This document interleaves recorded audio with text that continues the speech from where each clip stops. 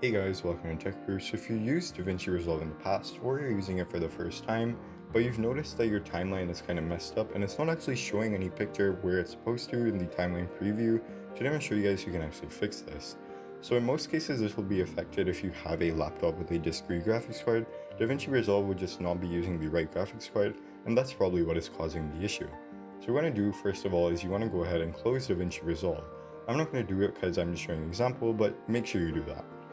Next, what you want to do is you want to locate graphics settings in Windows, so you can just go ahead and go to settings and find graphics settings, or you can just search for it in the bottom.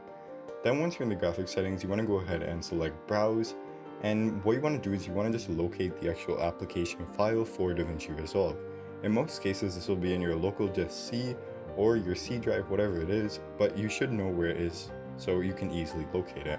If it is in a different spot, just locate it and then you should be good to go, but just follow kind of what I'm doing in the video and you should be able to find it in most cases, unless you've installed it in a different location.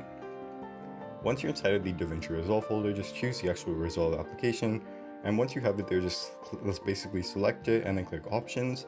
And what you want to do from here is you want to get it to use your high performance GPU, or if you're on a newer version of Windows, it'll let you choose a specific GPU, but I'm just going to let it choose high performance.